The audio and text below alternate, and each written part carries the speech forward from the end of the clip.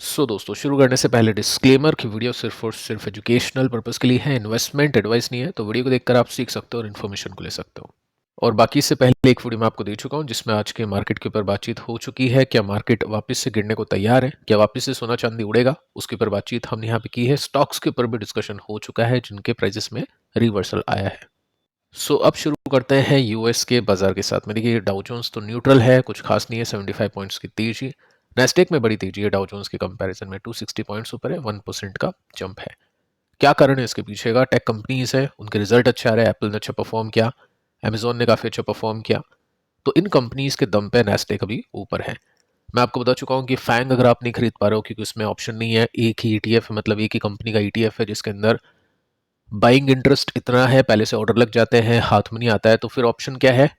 Nasdaq 100 को खरीदने का। अगर आपको यूएस मार्केट के अंदर टेक कंपनीज में एक्सपोजर देना है या एआई कंपनीज के ऊपर आपको ध्यान देना है यूएस मार्केट की, मोतीलाल ओसवाल का नेस्डेक 100 ईटीएफ अवेलेबल है, जिसको आप देखोगे MN 100 अगर आप लिखोगे MON 100 तो आपको दिख जाएगा। तो उसके बेसिस पे आप चीज़ों को देख सकते हैं। बाकी एफ ने इंडियन मार्केट में बिकवाली की है 31, आज की डेट पे काफ़ी बेचा, 6,700 करोड़ के आसपास की बिकवाली। और निफ्टी का डायरेक्शन भी इस वजह से थोड़ा सा चेंज हुआ है। लेकिन अच्छी बात यह है कि निफ्टी ने अभी तक ब्रेकडाउन नहीं दिया। मंडे को देखते हैं कि निफ्टी किस तरह से परफॉर्म करता है। बाकी अभी की जो सिचुएशन है निफ्टी की मैं आपको पिछले वीडियो में बता चुका हूँ। अब दोस्तों कंपनीज पे आते हैं जिनके स्टॉक्स में आज के दिन काफ़ी बड़े एक्शंस हुए हैं। कुछ अपॉर्चुनिटीज़ भी आपको यहाँ पे मिलेगी और कुछ लर्निंग्स भी आपको यहाँ पे मिलने वाली है। तो स्टार्ट करते हैं फर्स्ट कंपनी से जिसका नाम है यूनाइटेड स्पिरिट्स। 2.5% की तेजी आज के दिन बनी। गैप अप ओपनिंग आप इसमें देख सकते हैं, थोड़ी सी प्रॉफिट बुकिंग बाद में आई। और इसमें अगर मैं आपको बताऊं कि रीज़न क्या है तेजी के पीछे का, तो Q2 के प्रॉफिट 36% के साथ में बढ़ चुके हैं। सेल्स एंड मार्जिन्स में गेन्स है, इंप्रूवमेंट है। तो एक्सपेक्टेशंस कंपनी के स्टॉक ने यानी कंपनी ने बीट की है, इस वजह से स्टॉक का जो प्राइस है ऊपर है। आपका अब जो पहला काम है वो ये होना चाहिए कि अगर आपको पोजिशनल ट्रेडिंग करनी है, एक वीडियो मैंने आपको दिया था ये वाला, ये 4 दिन पहले का वीडियो है। अगर आपने इसको देखा नहीं तो आप इसको देख लेना। 17 मिनट का वीडियो है। स्ट्रैटेजी मैंने आपको बताई थी 5%, 10%, 15%, 20, 25, 30% के प्रॉफिट बुक करने की, कब स्टॉक बेचना होता है, कब लेना होता है, कब प्रॉफिट बुक करे, कब लॉसेस बुक करे, सब कुछ हमने यहाँ पे डिस्कस किया था। कुछ कंपनीज है स्टॉक्स है उसके ऊपर हमने बात की थी, जिसमें से एक ये कंपनी भी थी। उस समय स्टॉक का जो प्राइस था कुछ इस तरह से था, स्टॉक अपने सपोर्ट पे था, सपोर्ट से ऊपर जाने की कोशिश कर रहा था, 20% का गैप था। और आपको इस समय ऐसी कंपनीज देखनी है जिनके स्टॉक्स अपने सपोर्ट के आसपास है, अगर आपको पोजिशनल ट्रेड करना है कैश मार्केट के अंदर। साथ में आपको ये देखना है कि Q2 के रिजल्ट अच्छे गए हैं क्या। अगर रिजल्ट अच्छे हैं तो फंडामेंटल आपने काम कर लिया, टेक्निकल्स में आपको काम हो जाएगा। अगर रिजल्ट अच्छा है तो स्टॉक ऊपर जाना शुरू करेगा। तो ऐसे करके आप चीज़ों को देख सकते हैं। ठीक है, तो इस कंपनी की बात कर लेते हैं। यहाँ पे हमने ये भी देख सकते हैं चाहे तो कि पिछले कुछ टाइम में, पिछले कुछ साल से कंपनी कैसा परफॉर्म कर रही है, तो उसके अंदर भी कोई दिक्कत नहीं है।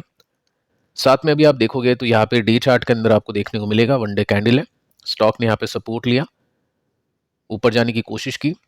आज के दिन अच्छी वॉल्यूम के साथ में स्टॉक ने ब्रेकआउट किया, थोड़ी प्रॉफिट बुकिंग भी देखने को मिली है। आसान तो नहीं होगा ऊपर जाना क्योंकि प्रॉफिट बुकिंग भी आई है, तो हो सकता है थोड़ा सा टाइम लगे।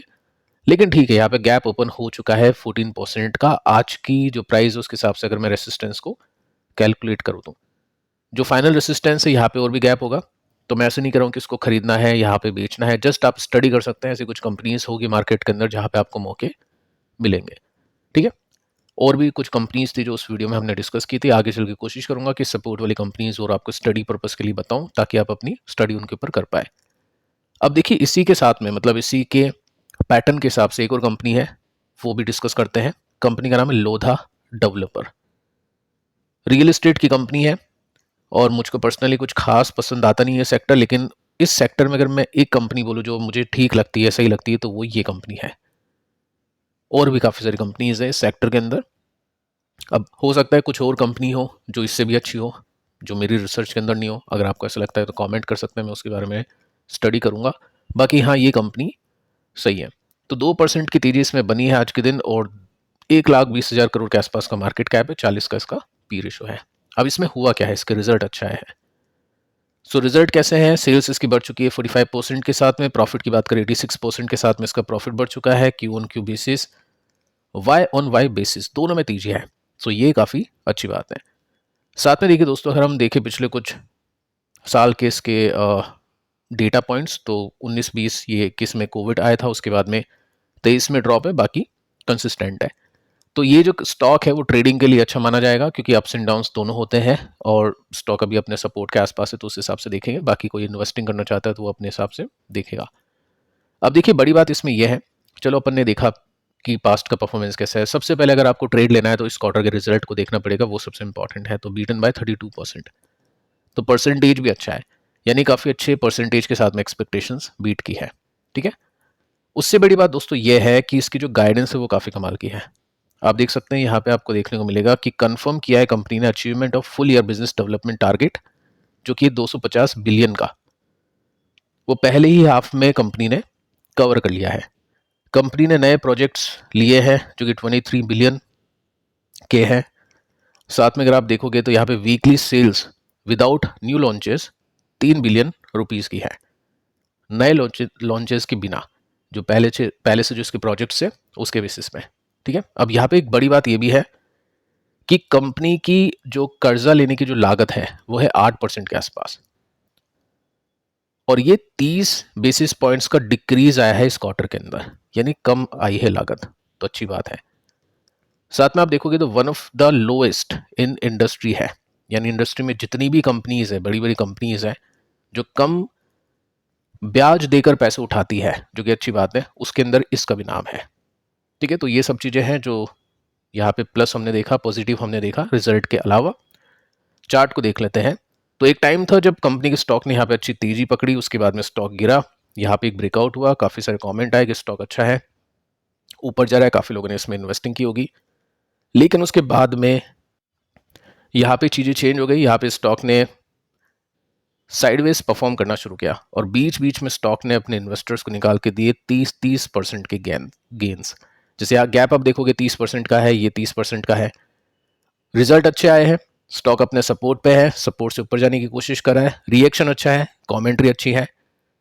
फिर देखिए कि रेसिस्टेंस के बीच में गैप कितना है, तो 25% का गैप इसमें देखने को मिल जाता है। मैं ऐसे नहीं कह रहा हूँ कि आपको लेना है, यहाँ पे बेचना है, लेकिन हाँ स्टडी कर सकते हैं, हमारा यही काम है। इतनी ही चीज़ें हम देखेंगे तो ही हम अच्छी कंपनी इसको ले पाएंगे, फिर बाकी बाद में किस्मत डिपेंड करती है।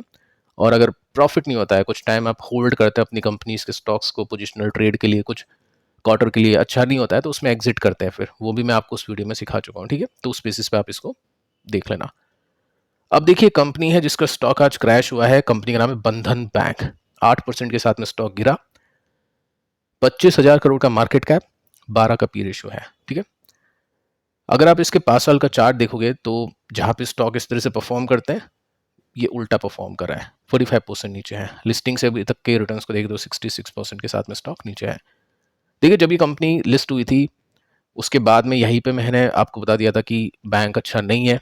इसके अलावा और भी काफ़ी सारे बैंक है, HDFC bank, ICICI bank, Kotak bank, अगर उनमें इन्वेस्टर ने ध्यान दिया होगा तो उनमें पैसे बने हैं, यहाँ पे पैसे टूटे हैं। तो बड़े बैंक्स के ऊपर आपको ध्यान देना चाहिए। NBFCs के अंदर भी मैं आपको सेम बताता हूँ कि जो बड़ी NBFCs है उसको पहले देखना चाहिए, छोटी के अंदर अगर कुछ समझ में आ गई तो ठीक है, बाकी जो मोटा पैसा है वो बड़े बैंक्स में, बड़ी NBFCs में लगता है, क्योंकि ये जो सेक्टर है काफ़ी रिस्की सेक्टर है, पैसे का काम होता है इसमें सीधा सीधा और पैसे डूबते हैं।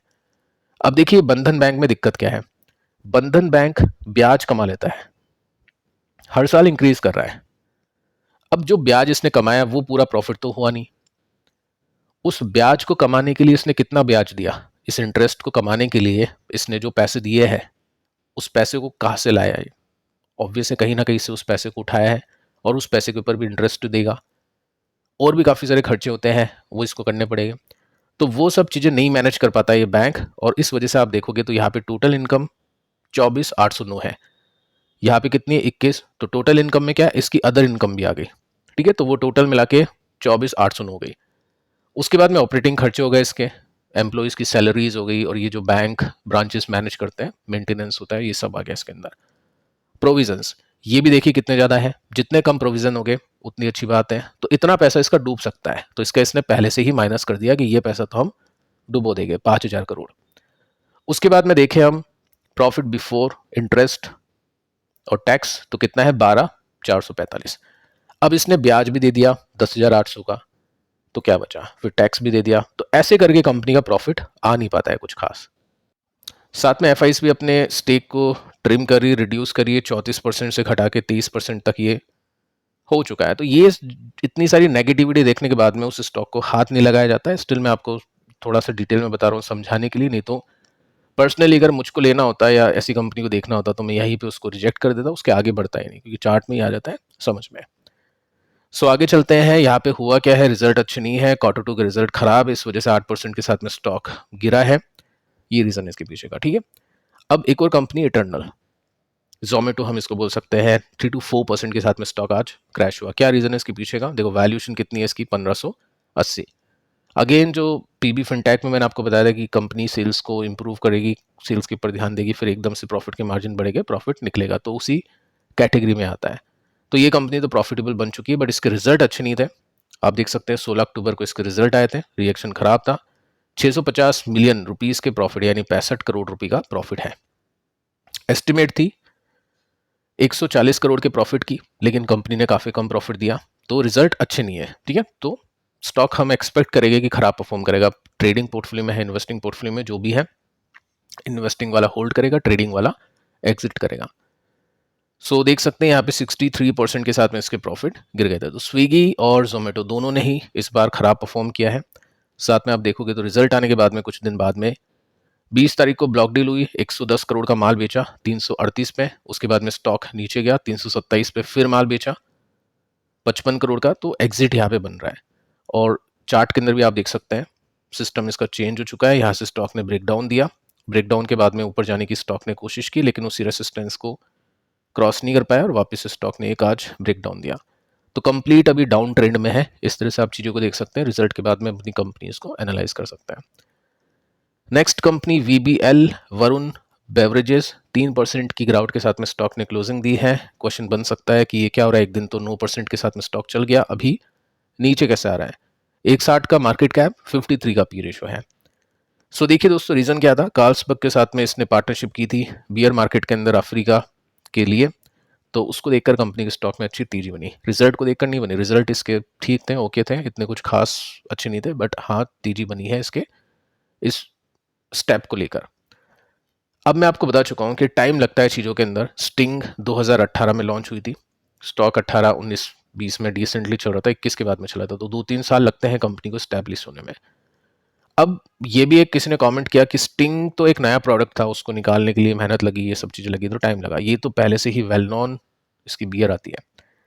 लेकिन दोस्तों आपको ये भी देखना है कि स्टिंग का जो मार्केट था इसके पास में मैक्सिमम था। पेप्सी की जो फ्रेंचाइजी है सबसे बड़ी, वो इंडिया में इसी के पास में है। ऐसा नहीं है कि वीबीएल ही पेप्सी बेचता है, इसके अलावा और भी छोटी मोटी कंपनीज हैं जो पेप्सी की बॉटल बना के बेचती है, ठीक है।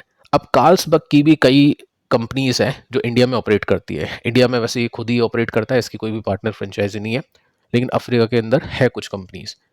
तो ऐसा नहीं कि वीबीएल ही सबसे बड़ी इसकी फ्रेंचाइजी बनेगा, वो धीरे धीरे काम बढ़ेगा तो आएगा।